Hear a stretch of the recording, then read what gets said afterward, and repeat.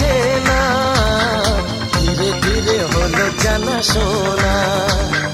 তারপর মনের ঘরেতে চুপি চুপি শুরু আনাগোনা। এমন দিলাম যাকে